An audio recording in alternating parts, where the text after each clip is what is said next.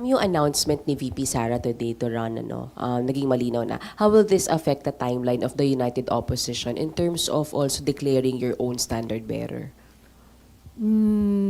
Nandun kami sa proseso ng pagtatakda ng aming sariling timeline. So yung free will na binanggit ko kanina ay ginagamit na rin po namin sa sarili namin. So, it remains that you will announce by end of the year or first quarter of 2027. Tama po ba? Yun yung task that we have set ourselves. Ma'am, how will that affect yung requirements ninyo sa paghahanap ng standard bearer knowing that malinaw na kung sino yung makakalaban po ninyo and that is VP Sara?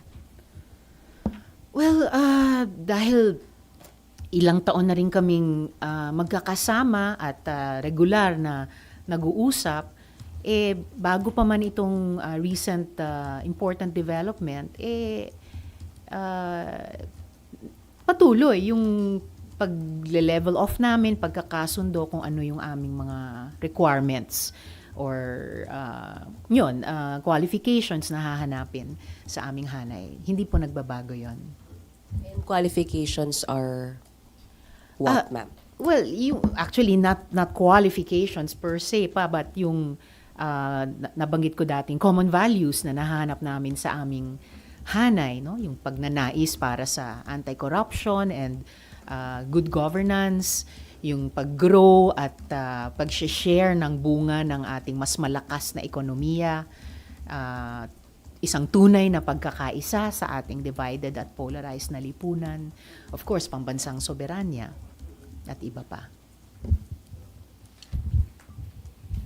Ma'am, still on VP Sara.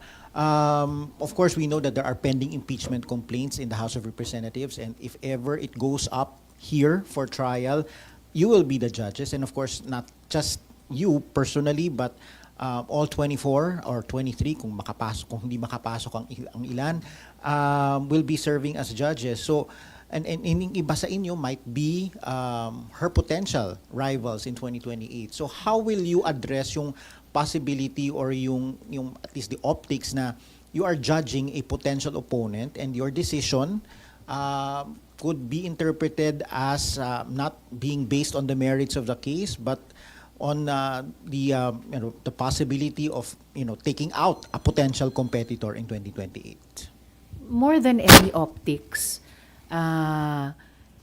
malinaw sa amin dito sa Senado na kung may umabot sa aming impeachment complaints, kami magiging senator judges at magdidesisyon kami at boboto dun sa issue batay sa mga ebidensyang dun pa lang na ipepresenta sa amin. Like most everything that comes before the Senate, usapin yan ng demand for accountability ng ating mga kababayan na answerable lahat kami na nagtatrabaho sa gobyerno, including yung highest officials natin dahil sila yung possible subject ng impeachment complaint. So ako, ngayon pa lang, hinahanda ko ang sarili ko sa posibilidad na may umabot na impeachment complaints dito. If and when that happens, magsisilbi ako bilang senator judge at klaro sa akin yung tungkulin sa akin doon.